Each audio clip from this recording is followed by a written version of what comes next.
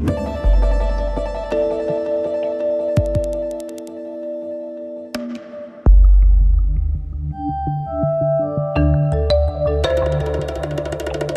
7h42 sur France Culture. Alors un petit conseil avant de commencer notre séquence avec les invités. Attention, ce qui va suivre risque de vous donner au mieux le tournis, au pire la nausée. Vous êtes prêts ? C'est parti pour un récapitulatif de l'actualité politique des 8 derniers jours. Information judiciaire contre Jérôme Cahuzac et démission du ministre, mise en examen de Nicolas Sarkozy, attaque en règle contre l'impartialité des juges, invective du parti de gauche contre les 17 salopards de la zone euro, hausse spectaculaire du Front National dans une législative partielle de l'Oise, 22e mois consécutif de hausse du chômage, publication de statistiques de l'INSEE en 2012, le pouvoir d'achat des Français a baissé, et tout ça dans une actualité européenne crispée comme jamais avec la pantalonnade européenne du vrai faux. Sauvetage de Chypre, ça fait beaucoup pour une seule et même semaine. Alors Jacques Chirac disait à propos des emmerdes qu'elles volent toujours en escadrille. Avec la séquence que nous venons de vivre, et qui n'est peut-être pas terminée d'ailleurs, il faudrait même parler d'escadron. Et pour essayer d'y voir un peu plus clair sur ces 8 jours de radicalisation du climat politique français, et essayer de comprendre s'il faut y voir une simple concomitance hasardeuse d'événements indépendants les uns des autres, ou bien au contraire les signes d'un malaise profond, nous avons invité ce matin 3 observateurs de la vie politique. Donna Mayer, bonjour. Politologue, directrice de recherche au CNRS, présidente de l'Association française de sciences politiques. Vous avez notamment co-dirigé le dictionnaire de l'extrême droite, publié aux éditions Larousse en 2010. Deuxième invité, Jean-Sébastien Ferjou, bonjour. Bonjour. Journaliste, cofondateur de Atlantico, site d'information en ligne qui fait évidemment sa une ce matin sur l'intervention de François Hollande hier soir. Vous en êtes le directeur de la publication. Et puis, notre troisième invité, Gaël Brustier, bonjour. Bonjour. Chercheur en sciences politiques, alors autrefois membre de la gauche populaire avant de vous en faire déposséder par certains élus de gauche. Je vous promets que c'est la dernière fois que je fais ce rappel de votre ancienne appartenance à la gauche populaire. Vous venez de publier aux éditions Mille et une nuits « La guerre culturelle aura bien lieu, l'occidentalisme ou l'idéologie de la crise ». Alors, ce que je vous propose, avant de revenir sur la séquence globale de la semaine dans la deuxième partie des matins, c'est d'abord d'essayer de voir ce que vous avez retenu, ce que vous avez entendu de l'intervention de François Hollande hier soir sur France 2. C'était un moment très attendu, et à la fois dont on n'attendait pas forcément grand-chose.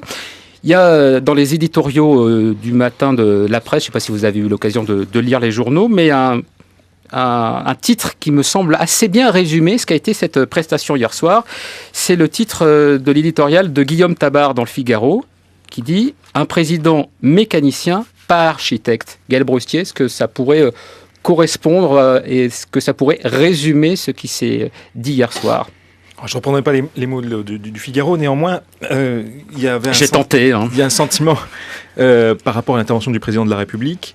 Il y a deux choses. Il y a, ce qui frappe, c'est en même temps, c'est d'une certaine manière l'absence de hiérarchisation des enjeux. C'est-à-dire que, par exemple, le rapport avec l'Allemagne arrive en seconde partie parmi d'autres questions, alors qu'on sait depuis de longs mois, voire des années, que le rapport de force à créer entre la France et l'Allemagne est un des moyens de dénouer la crise. Ça, c'est peut-être la faute aux journalistes et pas au président. On imagine que c'est quand même bien préparé en amont. Il y a très probablement une construction entre l'équipe de l'Élysée et France 2 de l'architecture, justement, de l'interview. Et de là découle un certain nombre d'autres choses, puisque absence de rapport de force en Europe entre la France et l'Allemagne sur la question de l'austérité, et absence de prise en compte d'une radicalisation de la société française, ce sont, je dirais, les deux mamelles de la crise politique actuelle.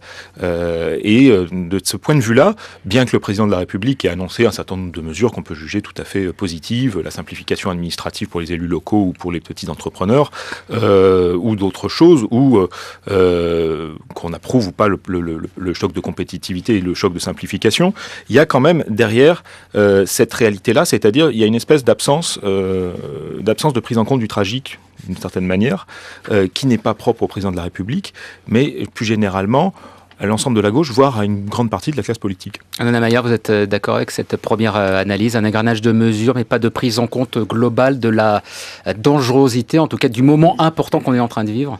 Je pense qu'il pouvait difficilement faire autre chose que de persévérer dans son être. Et c'est ce qu'il a dit très bien à la fin. Il a dit qu'il avait le cuir solide et qu'il allait continuer à maintenir le cap. Mais qu'est-ce qu'un président de la République peut faire dans un contexte pareil? Et tout ce qui est en train de passer en ce moment, ça fait 2 ans que ça dure. C'est-à-dire, on voit pointer la tendance. Vous parliez du Front National, l'élection de l'Oise.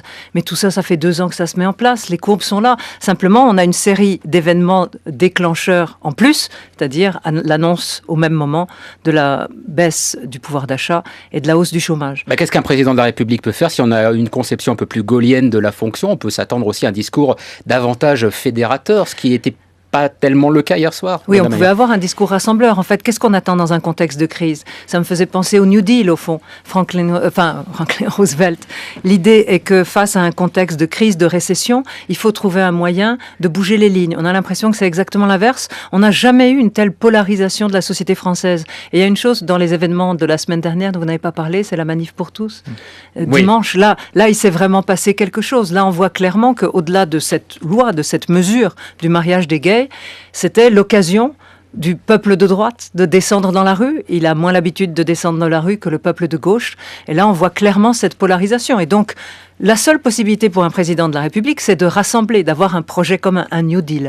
On n'a pas vu ça. On a vu un égrenage de mesures. Alors, il y a eu hier soir la référence à Churchill. C'est vrai que celle à Roosevelt, manifestement, David Pujadas n'y a pas pensé. On n'y avait pas pensé non plus. Jean-Sébastien Ferjou, on n'a pas vu ni de Churchill, ni de Roosevelt, ni de Gaulle hier soir. Non, effectivement, alors que le constat que vous faites, qu'est-ce que pouvait-il faire autre chose? Oui, il pouvait quand même faire autre chose. La volonté en politique, ça existe, et la vision en politique, ça existe. Il pouvait faire quoi, par exemple? Ce qui m'a vraiment frappé, il pouvait déjà répondre autre chose à la question qui lui était posée sur la crise, parce que quand François Hollande dit non, nous n'avons pas vraiment sous-estimé la crise, et d'ailleurs la crise de l'euro est derrière nous, et qu'il ajoute en plus, et j'y ai d'ailleurs puissamment contribué, alors là, moi, les bras m'en tombent. Parce que constater, après l'épisode de Chypre, que la crise de l'euro est derrière nous, on se demande alors, est-ce que c'est un manque de sincérité pour ne pas inquiéter les Français, ou est-ce que c'est un aveuglement complet? Il a dit Chypre, c'est un petit pays, donc il ne pèse pas comme peuvent peser la Grèce, l'Espagne, l'Italie. Bien c'est sûr pas la qu'il même ne chose. pèse pas, mais on voit bien que c'est exactement... Et la manière dont l'Europe a réagi à ce moment-là peut tout à fait relancer la crise de l'euro. Donc vraiment, mais faire ce constat-là, c'est tragique. Et on voit ensuite que tout ce qui s'ensuit repose sur ce constat-là. Ils n'ont pas pris la conscience, mais pas plus finalement ce gouvernement que le gouvernement précédent, de la nature de cette crise. Donc vous dites qu'il y a une erreur d'analyse de la part du chef de l'État et de son équipe. Oui, mais pas seulement d'eux d'ailleurs, parce que c'était relativement le cas de l'équipe précédente aussi. Cette crise, elle n'est pas forcément... On est obsédé par la nature budgétaire des choses et par les questions de dette et de déficit qui existent. Bien sûr, il vaut mieux avoir un budget bien géré. Personne ne peut survivre avec une dette qui partirait en spirale. À côté de ça, il y a aussi autre chose qui est la nature de l'euro. À la fois la nature de l'euro, et c'est une crise de nature monétaire aussi. Il y a la Banque Centrale Européenne qui n'est contrôlée par personne, alors que les banques centrales indépendantes à l'étranger ne fonctionnent pas de la même manière, elles sont plus démocratiques. La Banque centrale américaine est gérée de manière plus démocratique. Les gens votent, on sait les positions qu'ils ont défendues. Ça n'est absolument pas le cas en Europe. Et là, on ne se pose pas la question. On ne se pose pas la question. L'euro, quand vous regardez, cette monnaie a été créée pour faire converger des économies. On se rend compte 10 ans après que non seulement ça ne les a pas fait converger, ça les a divergés. Pardon d'insister sur ce point-là, mais c'est structurel. C'est-à-dire que de toute façon, quand bien même les Grecs auraient été vertueux, n'auraient pas fait n'importe quoi avec leur argent, quand bien même la France aurait été vertueuse, ne serait pas mis à financer ses 35 heures en bénéficiant des bons taux allemands, quand bien même les Espagnols n'auraient pas été obsessionnels, ne seraient pas lancés dans l'immobilier comme des dingues, on serait arrivé à la crise. Mais ça, c'était pas à François Hollande hier que d'expliquer... mais dans ce cas-là, ne faisons rien. Mais dans ce cas-là, ne faisons rien. Dans ce cas-là, disons, souffrons bien, continuons à souffrir. De toute façon, l'euro va continuer à nous pousser dans la même chose. L'euro va continuer à faire en sorte que l'industrie allemande se développe jusqu'au moment où elle n'aura plus de clients, parce que ses clients sont quand même les Européens, parce que les Allemands, ils sont pas meilleurs. Quand vous regardez leur déficit commercial avec la Chine, ils sont au même niveau que nous, quasiment. Et ça tue la compétitivité des industries du sud de l'Europe. Alors ceux du sud, vraiment dans les pays où c'est le plus tragique, ils sont en train de retrouver un peu parce que ça se fait dans le sang et dans les larmes, mais nous, on est dans l'entre-deux, on fait rien et on attend. Et on a une boîte à outils normale face à une crise qui, elle, est tout sauf normale. Gaël Brustier. Oui, il y a 2 points dans ce qui vient d'être dit, sur lesquels moi j'aimerais insister. C'est d'une part, effectivement, comme disait Nona Mayer, le peuple de droite qui défile et une forme de radicalisation de la droite, et le fait que des secteurs de l'opposition ne misent plus aujourd'hui exclusivement sur une issue électorale à la situation politique actuelle. Pas seulement de la droite, et on peut revenir sur la fracture de la gauche, mais sur le fait que le peuple de droite... Non, essayez de vous écouter, parce que alors, vous allez être nombreux, notamment en deuxième partie, donc essayons chacun à son tour de parler. Non, je disais qu'une partie de la droite ne misait plus exclusivement sur une issue électorale, et que Stop Hollande hier soir sur les fameux comptes Twitter, ça vient en écho d'une opinion assez répandue dans une partie du peuple de droite, c'est que le président n'est pas légitime. Il y a une absence de reconnaissance. D'ailleurs, on n'appelle plus le président de la République président de la République. Et beaucoup de journalistes l'appellent François Hollande, voire Hollande. Donc il y a un véritable problème de ce point de vue-là. Mais est-ce que c'était pas le même phénomène sous Nicolas Sarkozy? C'est-à-dire qu'il n'y avait pas une radicalisation de la gauche? Il y a effectivement une évolution au quinquennat. Je pense que cette fois-ci, elle a un côté paroxystique du côté de l'opposition qui manifeste véritablement une forme de délégitimation permanente du pouvoir élyséen. Et d'autre part, effectivement, sur la crise, ce qui s'est passé à Chypre, il y a quand même eu un blocus monétaire contre ce pays, qui est un phénomène extrêmement grave. On arrive à un degré également paroxystique de crise européenne. Et de ce point de vue-là, hier soir, on était en droit d'attendre autre chose. Et on a eu une esquisse à un moment donné dans le rapport avec la chancelière allemande, dans l'explication des rapports que la France entretient avec la chancelière allemande, une esquisse d'évolution de François Hollande, mais qui ne semblait pas aboutir. C'est-à-dire qu'on avait l'impression d'une hésitation. Et au fond, cette question passait parmi d'autres, alors que lui-même le sait, elle est fondamentale. Jean-Sébastien Ferjou, puisque vous vouliez intervenir. Non, mais deux choses. Mais sur le point précédent, je suis pas certain que la radicalisation et le procès en illégitimité concernent uniquement le peuple de droite. Bien sûr, on le voit monter, et on voit effectivement monter dans l'opinion des gens qui ne croient plus aux politiques. Mais quand on voit dans les sondages, notamment dans le baromètre Cevipof de la confiance politique, que ce sont 85% des Français qui considèrent que les hommes politiques ne les écoutent plus, c'est pas seulement le peuple de droite. Quant au procès en illégitimité, je pense que ceux qui étaient faits à Nicolas Sarkozy dépassaient d'assez loin ceux qui sont faits à François Hollande, qui ne génèrent pas le même degré d'hostilité. Et sur l'Allemagne, je suis d'accord avec vous, ce qui était tragique, mais que pouvait-il dire? Puisque toute sa stratégie, depuis qu'il est arrivé au pouvoir, s'est plantée. Il a misé sur différentes choses, sur d'autres partenaires, les Italiens notamment, pour essayer de contourner l'Allemagne. Il a misé ensuite sur le SPD au sein de l'Allemagne, sans comprendre que les Allemands n'étaient pas les Français, qu'on ne les divisait pas et que pour eux l'unité nationale était plus importante. Et là on voit quoi? Et on l'a bien vu la semaine dernière et on l'a vu sur Chypre, la France a été expulsée du cœur de décision européen. Nous n'y sommes plus sur Chypre. La France, tout le monde s'en foutait. Maintenant, les Hollandais ont plus de points en Europe que la France. Les Finlandais, en fonction des sujets, ils s'allient avec les Allemands et nous, on n'est plus là. Nana Mayer, est-ce que le rejet dont fait l'objet François Hollande est comparable à celui dont faisait l'objet Nicolas Sarkozy? Ou bien est-ce qu'on est dans une version peut-être moins personnalisée finalement du rejet? Ce qui est expliqué d'ailleurs tout à l'heure dans sa chronique Hubert Bertha, c'est-à-dire le Hollande bashing ne fait pas appel au même ressort que le Sarkozy bashing, pour reprendre ces expressions un petit peu à la mode. C'est pas le même style d'homme. Donc il y avait un rejet de Nicolas Sarkozy et de son style. Là, on trouve d'autres qualités. On trouve encore à François Hollande qu'il est honnête, qu'il est courageux. On n'a pas tout à fait le même type. Mais à travers toute l'Europe, tous les gouvernements, qu'ils soient de gauche ou de droite, sont rejetés par les électeurs quelques mois après qu'ils arrivent au pouvoir, parce que le sentiment dominant est que la classe politique de droite ou de gauche ne peut rien faire à la crise. Et ça fait le jeu d'un parti comme celui de Marine Le Pen. Donc quand même, la majorité des Français ne pensent pas qu'elle a les solutions.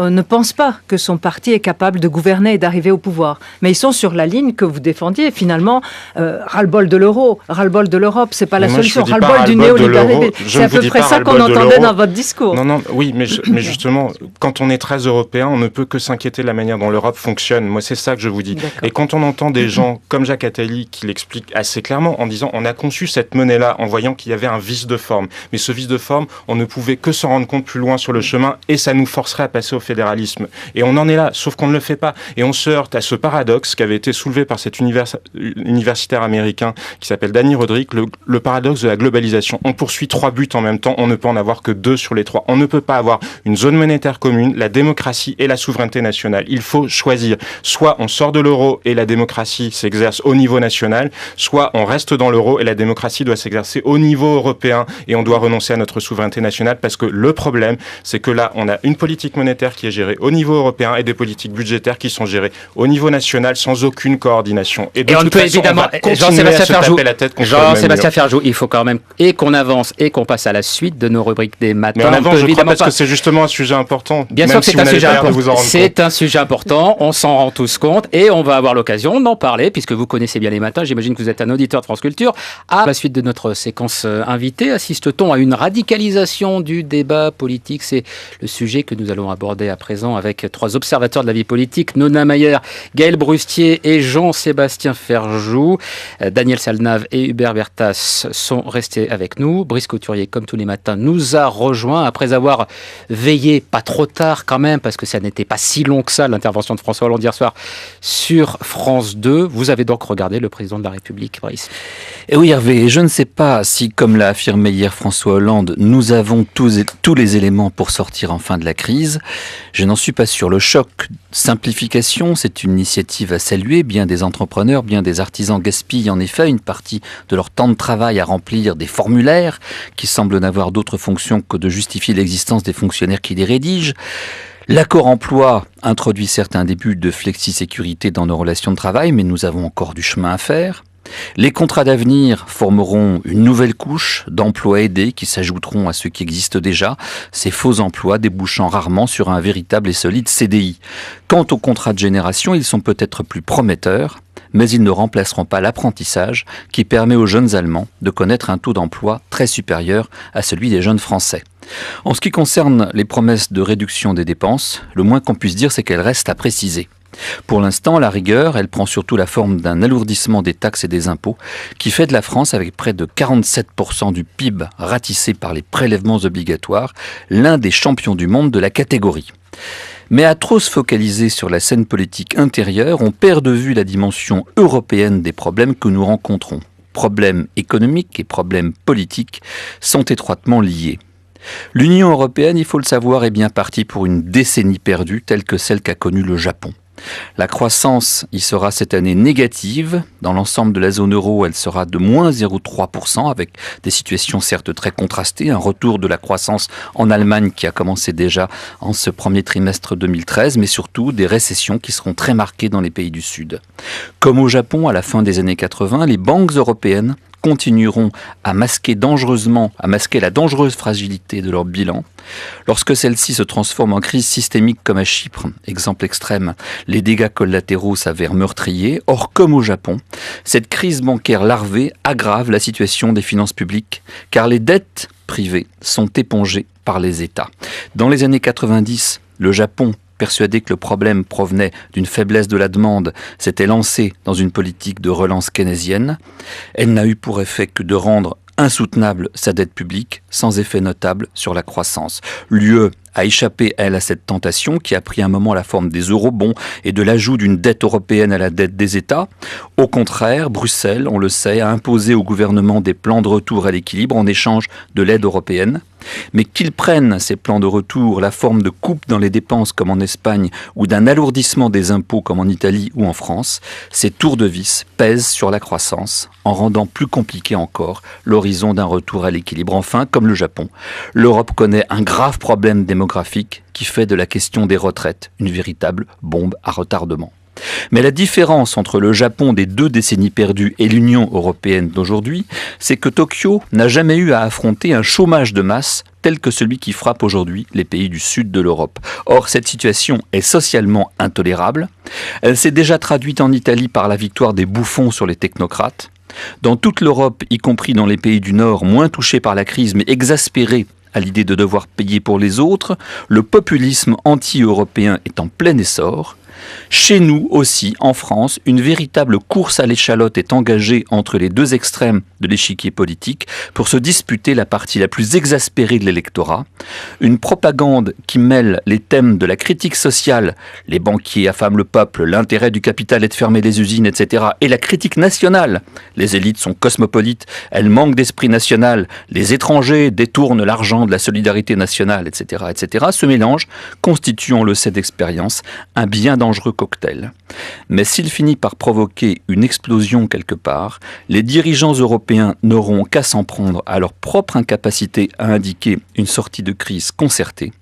Il est illusoire d'attendre une solution crédible de la France seule et de son président en particulier. Et bien voilà, beaucoup d'éléments supplémentaires pour notre discussion de ce matin. Alors si vous le voulez bien, je vais quand même vous refaire un rapide résumé de ces événements importants dans la vie politique française et européenne qui nous ont donné l'idée de faire cette émission pour essayer de caractériser un peu ce qu'a été justement cette semaine. Donc l'information judiciaire contre Jérôme Cahuzac, les attaques contre les juges après la mise en examen de Nicolas Sarkozy, les chiffres du chômage, la baisse du pouvoir d'achat, la manifestation, vous aviez raison tout à l'heure, Nona Mayer, de l'ajouter, la manifestation contre le mariage pour tous dimanche dernier à Paris, les invectives du parti de gauche contre les 17 salopards de la zone euro. Est-ce qu'on peut parler, à votre avis, Nona Mayer, d'une radicalisation importante du débat politique français aujourd'hui? Et est-ce que la France n'est pas en train de connaître ce que d'autres pays européens ont déjà connu avant nous? La radicalisation, elle a commencé il y a longtemps et la France a été le modèle. Si vous parlez du Front National et de Marine Le Pen, il ne date pas d'hier. Simplement, ce qui est intéressant, et vous ne l'avez pas évoqué, c'est qu'on vient la semaine dernière de publier le rapport de la Commission nationale consultative des droits de l'homme avec son sondage annuel sur la montée de l'intolérance. Et on s'est aperçu, là, on travaille à ce sondage, qu'il y a une hausse phénoménale du rejet de l'autre, de l'immigré. Dans toutes les crises économiques amènent une crispation contre l'autre, contre l'immigré, le juif hier, le musulman aujourd'hui. Et ça, c'est bon pour Marine Le Pen d'une certaine manière, mais on regarde à travers ces données de sondage que cette bouffée d'intolérance, de xénophobie et de rejet, elle est essentiellement portée par la droite. Quand vous dites hausse phénoménale, c'est-à-dire par rapport à 2011, l'année par dernière. exemple?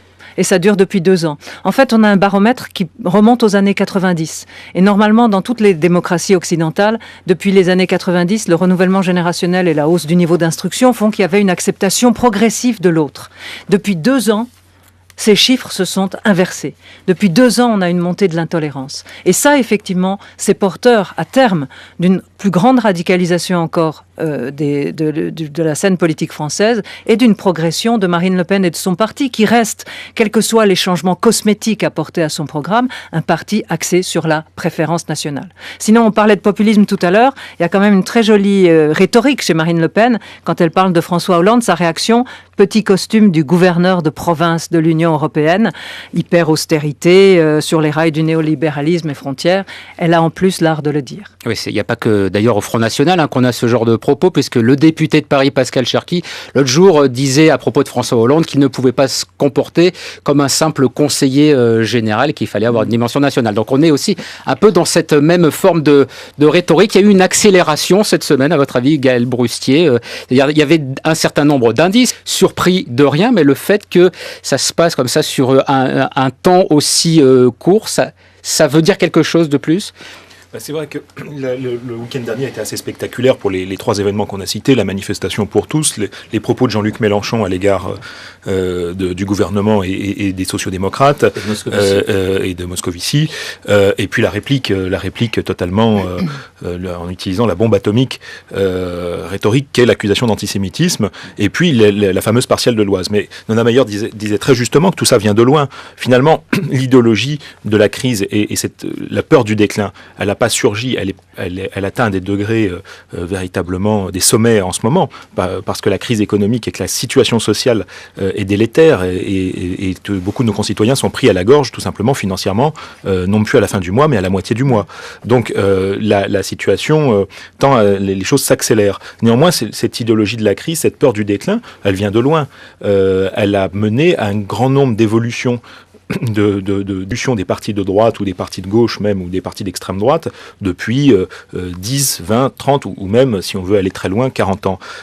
Et que cette situation-là, elle vient aussi de la perception que nos pays en Occident, dans ce qu'on peut définir comme l'Occident de manière un peu rapide et en adoptant ce qui fait l'idéologie dominante aujourd'hui, vivent un déclin relatif, parfois réel, dans le sens où le déclin industriel est réel, mais un déclin, une peur civilisationnelle de disparaître. Et ça a donné un certain nombre d'idéologies qu'on a vu pointer. Bon, le néoconservatisme étant l'idéologie la plus sophistiquée en rapport avec ça. Sauf que cette idéologie-là, elle est aujourd'hui assumée, y compris par la social-démocratie, y compris à gauche. Les propos, par exemple, de Jean-Marc Ayrault, Premier ministre, lors de la motion de censure, du débat sur la motion de censure la semaine dernière à l'Assemblée nationale. C'était le 20 mars. Il a parlé de cette angoisse du déclassement qui s'est installée depuis plusieurs années dans tous les esprits. C'est-à-dire, est-ce que finalement, à force de parler de cette peur du déclin, on ne finit pas par s'en convaincre, Gaël Broustier ?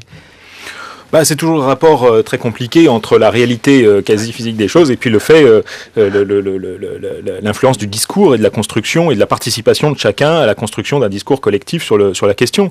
Il y a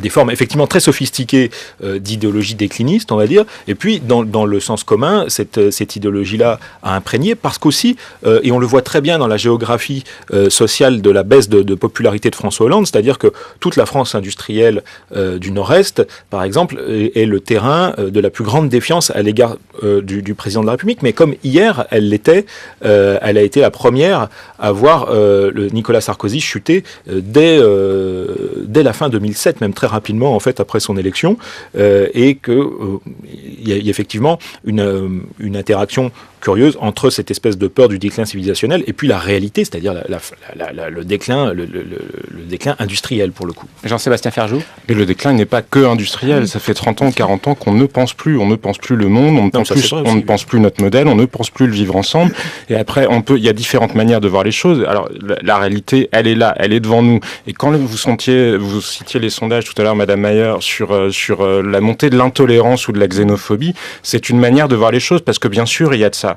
Mais je pense que dans les sondages qu'on entend, quand 87% des Français disent qu'ils considèrent que l'islam n'est pas compatible avec les valeurs de la République, je pense que ça ne relève pas que de la montée de l'intolérance et de la xénophobie. Ça relève aussi d'inquiétudes réelles. Et je pense qu'il y a une déconnexion absolue entre le discours des élites politico-médiatiques, là, ce que nous sommes en train de faire, et la perception des Français. Parce que les gens c'est un petit peu le discours du Front National, c'est-à-dire il y a les élites politico-médiatiques qui ne comprennent pas le pays réel. Mais c'est exactement ce que vous êtes en train de faire, exactement. Voilà, vous y participez ce matin, Jean-Sébastien Ferjou, dans cette discussion. Oui, enfin moi je sais que je ne suis pas au Front National, que je n'y ai jamais été et que je n'y serai jamais. Je suis pas en train de dire que vous y êtes.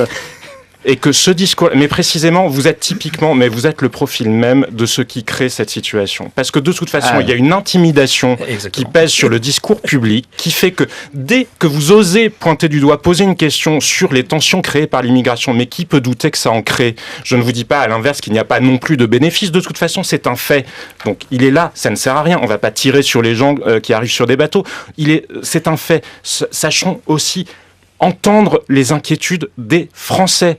Si vous êtes Français d'origine ou Français d'origine immigrée et que vous voyez que l'immigration a été aussi conçue comme un moyen de permettre au capitalisme d'aller jusqu'au bout de ses projets, parce que comment ça marche ? Ça marche, on vous dit vous voulez plus travailler à ce prix-là ? Il n'y a pas de problème, je vais en trouver un qui va arriver. Parce que nous tous ici dans Paris, quand vous allez au restaurant, qui est-ce qui vous sert ? C'est un esclave qui est en cuisine parce qu'il est sans papier et il est payé aux 35 heures sauf qu'il en travaille le double, voire le triple. Et la réalité, c'est ça. Donc quand vous ne voulez pas entendre et qu'en plus de ça, vous considérez que dès qu'on dit quelque chose qui sort du cadre, de votre cadre, de ce que peut-être on entend en général sur France Culture, c'est un discours qui est proche ou qui relève de celui du Front National. C'est la preuve que vous n'êtes pas un auditeur régulier de France Culture, Jean-Sébastien Ferjou. Je vous le confirme parce que je trouve ça assez agaçant, effectivement, même si je m'astreins à l'écouter souvent. Et je ne réagissais simplement, Jean-Sébastien Ferjou, qu'à vos propos.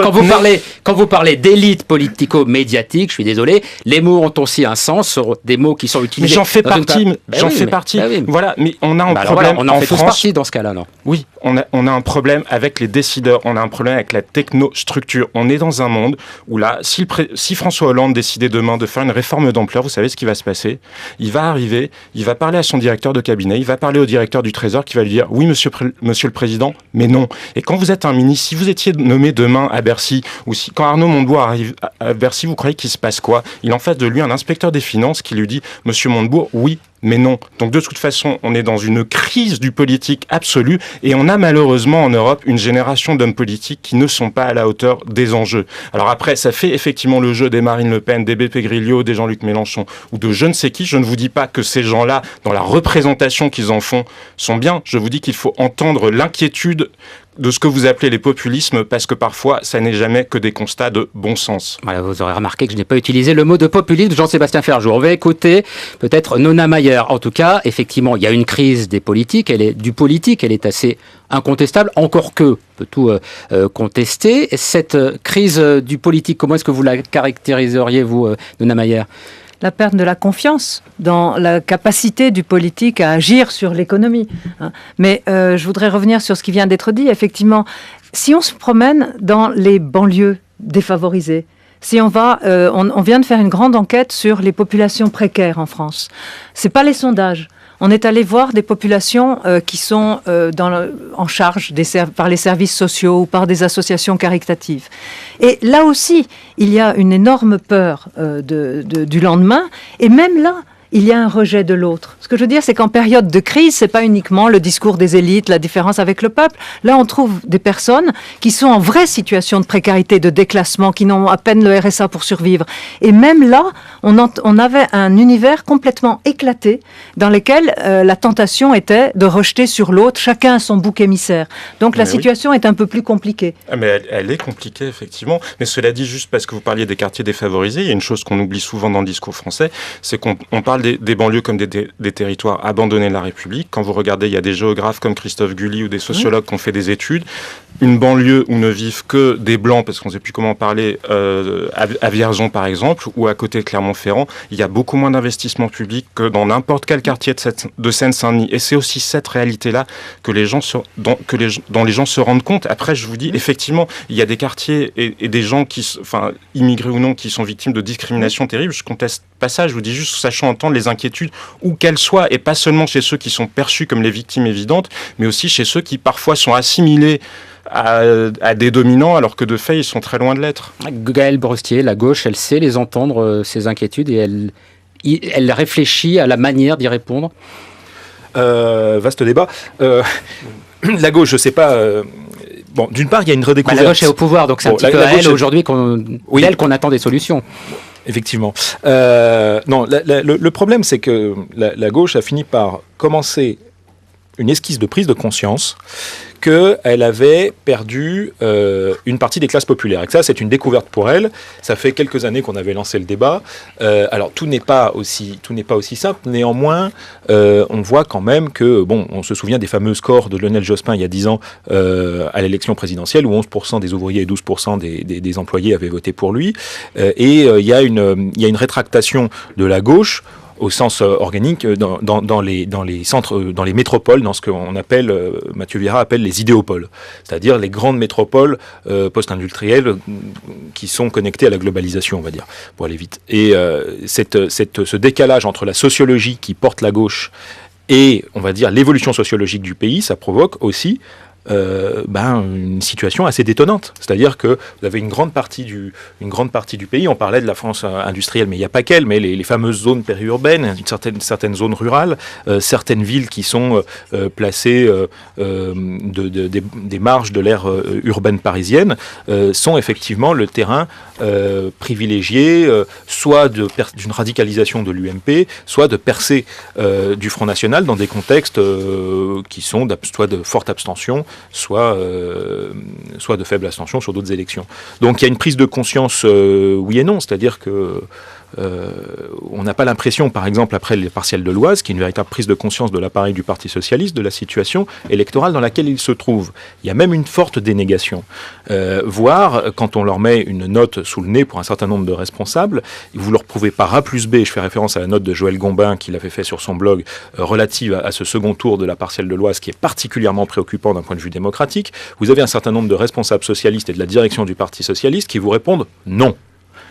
tant que ces gens répondront non, effectivement, ils ne sont pas prêts de reconquérir les classes populaires. Ils peuvent faire autant de colloques qu'ils veulent, se réunir rue de Solferino, salle Marie-Thérèse Ekem, autant qu'ils veulent. La vérité, c'est qu'ils n'ont même pas conscience de la situation dans laquelle on est. Et alors, si on prend la situation économique et si on prend la fameuse question des politiques austéritaires, là, on change de dimension encore. Voilà, partielle de l'Oise, dans la deuxième circonscription, où la candidate du Front National a réalisé 48,5% des voix lors du second tour. C'est le candidat de l'UMP qui l'a emporté, mais il y a eu une très forte progression entre le premier et le second tour. On va vous entendre dans un instant sur ce sujet, Nona Mayer, mais Brice Couturier. Oui, je voudrais revenir sur ce qu'on disait, la dénégation avec Gaël Brust. Il a complètement raison. Il y a un discours de l'élite, et puis il y a ce discours de l'élite, il est fait de dénégation des problèmes en réalité, et la population le ressent de plus en plus mal. On vient de parler tout à l'heure de la peur du déclin. Dès qu'on parle du déclin, on est aussitôt stigmatisé comme un réactionnaire, un vichysois, etc. Mais ce déclin de l'Occident, ce déclin de la France, ce déclin de l'Europe, il est une évidence que chacun peut percevoir quand il se promène un tout petit peu dans le reste du monde, en Asie, en Amérique latine en particulier. Il y a un recul progressif de la part de la progression de l'Europe par rapport à la progression, à la production mondiale, qui est une évidence. Il y a aussi un déphasage du discours de l'élite avec le ressenti de la population. Quand on voit la Cour de cassation empêcher la directrice de Babylou, qui est donc une crèche qui a été fondée par des femmes d'origine immigrée, pour essayer de faire progresser les idées de laïcité et du droit au travail des femmes d'origine immigrée, quand on voit que la Cour de cassation interdit à cette directrice de ne pas tolérer dans son espace des femmes entièrement voilées. Alors même que, on le voit par les sondages, il y a 14% de la population française qui trouve que l'islam est plutôt pas tolérant ou pas tolérant du tout. Donc là, voilà encore une fois un déphasage. Il y a aussi une stigmatisation quand il est interdit de parole publique, quand certaines opinions qui sont majoritaires sont interdites de parole publique. C'est quand même paradoxal dans une société où on vous dit qu'il y a 70%, selon l'Ipsos, de Français pensent qu'il y a trop d'étrangers en France. Quand vous dites ça, on vous dit Front National. Je dis pas ça, je reprends pas cette expression à mon compte, je dis simplement que quand une opinion majoritaire est interdite de parole publique, ça pose un problème de démocratie. Maintenant, vous avez le déphasage entre des dirigeants et des... est-ce que je peux finir ? Oui, vous pouvez finir, Brice, mais brièvement, parce que vous savez, vous êtes nombreux ce matin, et si tout le monde prend autant de temps... Oui, mais c'est toujours quand on dit certaines choses que bizarrement, on nous demande de nous taire. Ah non, vous allez vous y mettre vous aussi, quand même. Je constate. C'est incroyable, ce matin, là. Et bien alors terminé, Brice. Non, mais je dis simplement qu'il est très dangereux quand on voit que la classe politique dirigeante en Europe est marquée par l'impuissance face effectivement à une situation économique qui la dépasse, et que cette classe politique essaye de nous faire croire que c'est pas un déclin, c'est pas un chômage, c'est un ressenti de déclin, un ressenti de chômage, comme il y avait autrefois un sentiment d'insécurité. Voilà, on nous faisait le coup du sentiment d'insécurité. Maintenant, c'est un ressenti de chômage et un ressenti de déclin. Non, c'est pas un ressenti de déclin. C'est une situation qui est vécue par des masses de plus en plus importantes de la population européenne de décrochage. Donc le déphasage, ce sont les élites politico-médiatiques dont nous faisons tous partie ici aujourd'hui qui en parlent le mieux, n'est-ce pas ? Daniel Salnave. Oui, moi je trouve que on va pas s'étriper, mais c'est vrai qu'il est bon qu'il apparaisse des grandes questions qui peuvent être clivantes, comme on dit. Ça, je suis pas contre, moi. Bon, alors vous avez dit à un moment, en effet, vous avez parlé de ce ressenti, qui n'est à mon avis plutôt une réalité qu'un ressenti, d'insécurité. Il est clair, Le Monde avait osé publier un papier, c'est très rare, sur une catégorie de population dont on parle peu, qui n'est pas des banlieues très difficiles, peuplées ou d'immigrés ou de petits blancs en très grande difficulté, mais la zone anciennement rurale qui entoure Paris, de gens qui sont absolument pas tout à fait au fond, mais qui sentent qu'ils y descendent et qui expriment quelque chose dont on fera ce qu'on voudra, mais qui exprime quelque chose comme on n'est pas compris, on est abandonné. Bon, ça c'est un premier point. Deuxième point, vous dites en effet que ce qui concerne le rejet de l'autre croît tous les jours. Mais quand on regarde le sondage qui a été fait la veille de la prestation du président, c'était tout à fait en bas des inquiétudes des Français que venait l'immigration et l'insécurité. Ce qui venait en tête, c'était le chômage et l'avenir. Bon, le dernier point, c'est est-ce que la gauche peut toujours se vanter d'un volontarisme qui était pourtant dans ses gènes, mais qui n'est pas toujours praticable. Ça remonte bien plus avant. C'est déjà Lionel Jospin qui avait répondu au Michelin, qu'est-ce que vous voulez, on n'y peut rien. En gros, ça avait déjà fait un petit peu désordre. Et là, l'ultime question, c'est où les voix se sont-elles reportées d'où venaient ces voix qui se sont reportées sur le Front National dans l'Oise? Eh ben, c'est la question qu'on peut peut-être poser à Nona Maillan. Je ne sais pas s'il y a eu des études, mais est-ce qu'on peut imaginer que peut-être ce sont des électeurs de gauche qui, dans la deuxième circonscription de l'Oise, se sont reportés sur la candidate du FN? C'est pas nécessairement des électeurs de gauche. Là, c'est le vieux débat sur le gaucho-le pénisme. On peut être ouvrier, précaire, appartenir au milieu populaire, ne pas être nécessairement de gauche. On peut être nulle part, ne pas voter et être attiré vers le Front National. Les classes populaires aussi, c'est un terme assez ambigu. Qu'est-ce que vous mettez dedans? Les ouvriers. Bon, alors le décrochage des ouvriers par rapport au parti de gauche, ça date de la fin du milieu des années 70. 1978, c'est le moment du soutien maximum du monde ouvrier à la gauche. C'est à partir de ce moment-là qu'ils se sentent délaissés. Et à ce moment-là, on va voir, à partir Même du 81? début des années 80, oui, c'est 78. Plus avant même 81, quand on regarde de près. Il vient d'y avoir une étude remarquable sur l'évolution du vote ouvrier sous toute la Ve République par Florent Gougou, et c'est absolument parfait. Alors, qu'est-ce qui se passe? Quels ouvriers vont abandonner la gauche? Eh bien, les vieilles générations, celles du baby-boom, elles sont restées fidèles à la gauche ou elles ont cessé de voter. Ce sont les post-baby-boom qui se sont sentis abandonnés, qui sont arrivés à l'âge de voter au moment où François Mitterrand arrive et où la gauche déçoit. C'est eux qui vont se tourner vers le Front National, et la percée du Front National dans le milieu ouvrier, elle date des années 80. Mais quels ouvriers? Pas les générations anciennes qui restent fidèles, et surtout, c'est d'abord des ouvriers de droite qui vont voter pour le Front National. Donc c'est beaucoup plus compliqué. Et ensuite, il n'y a pas que des ouvriers. Il y a de moins en moins d'ouvriers en France. Ce qui est important, c'est le monde des travailleurs non qualifiés. Et là-dedans, vous avez aussi un secteur de service où vous avez des vrais prolétaires, des gens qui n'ont pas de statut, qui n'ont pas de sécu, qui n'ont pas les aides. Et vous avez beaucoup de femmes aussi, ce qu'on oublie.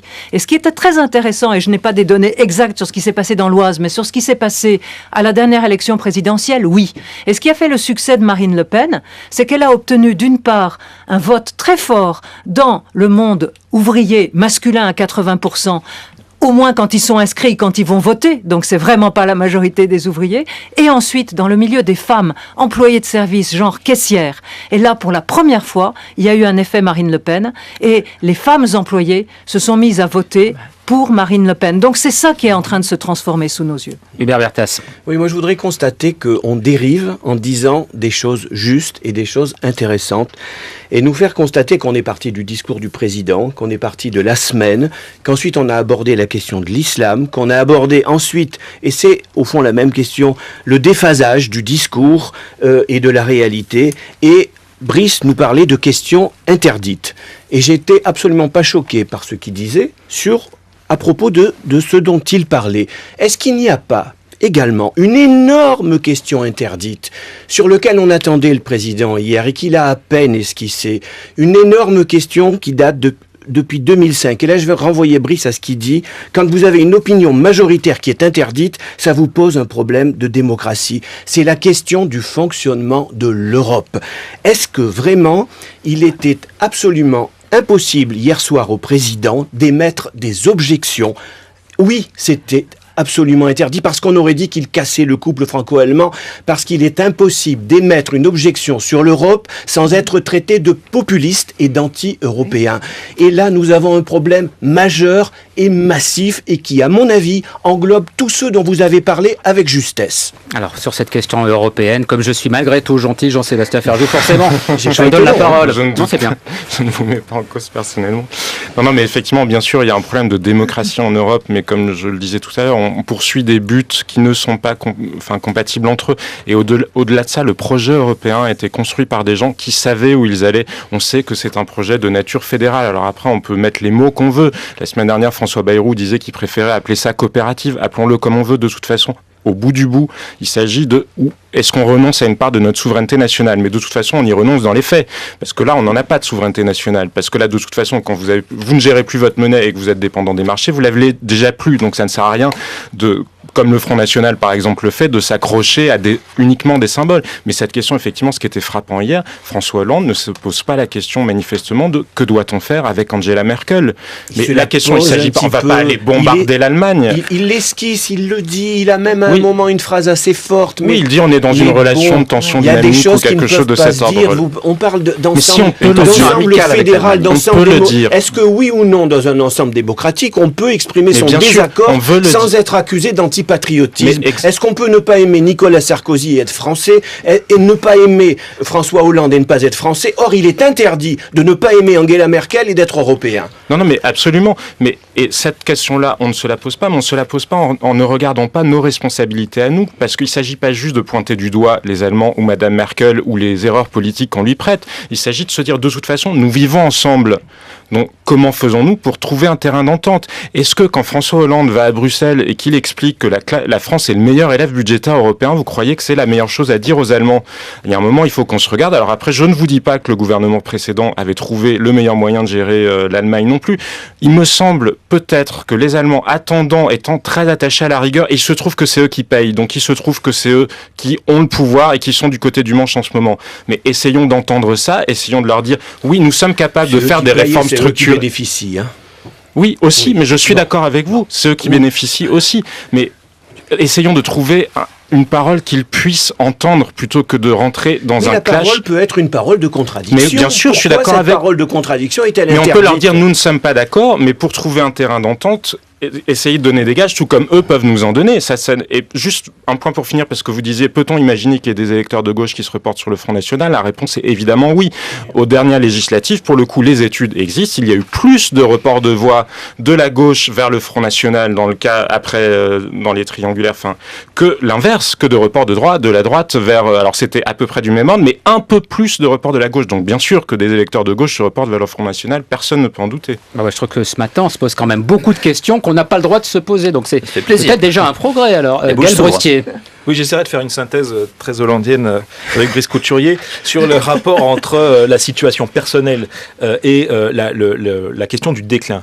Et en fait, je crois que derrière, il y a la fameuse question de l'éternelle, chez les marxistes d'ailleurs, de la fausse conscience. C'est-à-dire que moi, je pense que la fausse conscience, qui serait l'écran de fumée idéologique devant la situation réelle et qu'on amuserait les gens avec le racisme, etc., n'est pas vrai. Il y a une recomposition des gens en fonction de leur situation économique, une recomposition imaginaire, une recomposition de leur représentation du monde.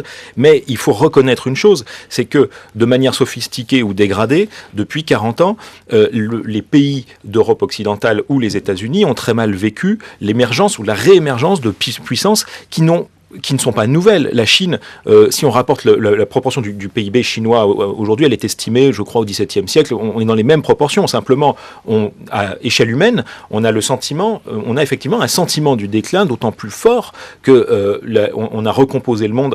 Je ferai référence à l'ouvrage de Patrick Boucheron, qui est souvent venu, je crois, sur cette antenne, sur le XVe siècle, par exemple. Mais quand on regarde bien la façon dont le monde s'est construit, la représentation du monde s'est construite, ce sont nos pays qui l'ont faite, jusqu'à imprimer une histoire qui n'est pas véritablement le fil des événements tel qu'il s'est produit. Et que donc, de cette manière-là, dans la vie quotidienne des gens, quand ils font aussi avec cette idéologie dominante-là, qui est l'idéologie du déclin, et de leur dire votre pays est en train de chuter, et effectivement, ils raccrochent les choses avec des morceaux de réel, et puis une représentation globale qui est celle de dire nous sommes une unité culturelle occidentale en danger, et donc arrivent les questions de l'islam, les questions qui sont d'autant plus aiguës qu'ils le vivent dans la vie quotidienne, et c'est là la force des droites finalement en Europe, c'est d'expliquer le monde du coin de la rue à Kaboul.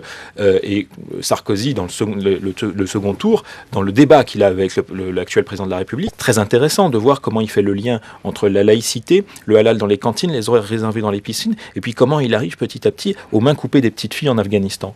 Et de ce point de vue-là, on ne peut pas dire que le halal, c'est un problème qui n'existe pas. Ça existe comme problème dans la réalité. C'est pas forcément un problème, c'est un enjeu. Oui, enfin...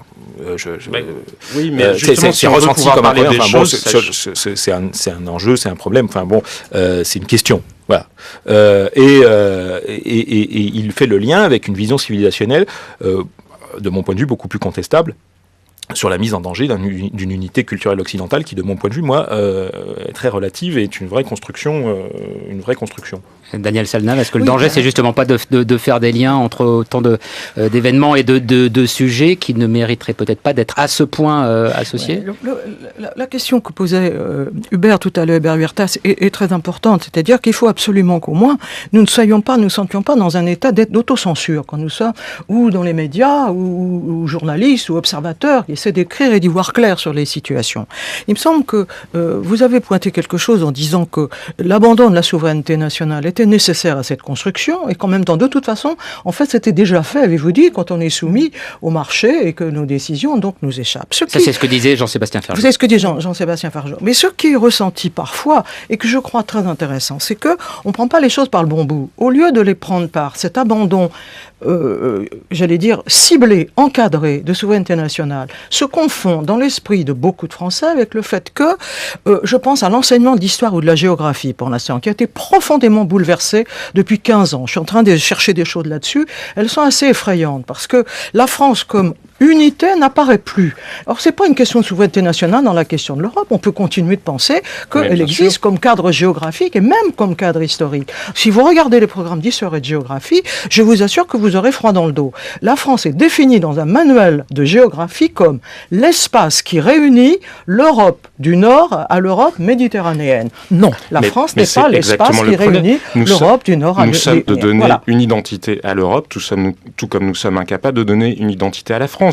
Là, moi, ça m'amuse beaucoup la polémique actuelle sur est-ce que Karim Benzema doit chanter la Marseillaise, parce que ça n'est jamais qu'une ressucée du débat sur l'identité nationale et l'immigration, sauf que là, on le fait sur des mots acceptables. Voilà. Et effectivement, comme on est incapable de savoir ce qui fonde notre vivre ensemble, moi, je ne vous dis pas qu'il faut renoncer à la France comme idée culturelle, ni même comme idée juridique. C'est simplement, il y a des réalités à un certain niveau pour la politique budgétaire, la politique monétaire, qui doivent se gérer au niveau européen. C'est simplement ça. Mais c'est ça qui trouble beaucoup et qui donne cette impression de ne plus savoir, de ne plus avoir de repères. Oui, mais les États-Unis, c'est parce que ce sont aussi des processus longs. Et c'est ça que nous oublions. Les États-Unis, le dollar, quand le dollar s'est imposé comme monnaie commune aux États-Unis, c'est des considérations qu'on a totalement oubliées maintenant. Mais il a fallu des dizaines d'années avant que les gens du Massachusetts se disent qu'ils étaient d'accord pour payer les déficits du Kentucky ou de l'Alabama. Comme ils le font maintenant, ils ne se posent pas la question en disant, comme nous on se dit ou comme les Allemands se disent, on ne va pas payer pour ces pauvres Grecs qui sont que des bons à rien, incapables de s'imposer une discipline. Aux États-Unis, ils ne se posent plus cette question-là, mais ça prend du temps. Et voilà, on sera parti des déficits français à ceux du Kentucky. C'est ainsi que s'achève provisoirement cette discussion. Merci beaucoup à tous d'y avoir participé. On a posé des questions qu'on pose d'habitude sur France Culture. Je tiens à le redire, Jean-Sébastien Ferjou. Voilà, on peut aller sur le site que vous dirigez, atlantico.fr. C'est bien ça, c'est .fr. Site d'information en ligne. Merci beaucoup, Gaël Brustier. Le titre de votre dernier ouvrage, La guerre culturelle aura bien lieu. C'est publié au 1001 nuits. Merci à vous, Nona Mayer. Je rappelle votre dictionnaire de l'extrême droite sous votre direction, publié aux éditions Larousse.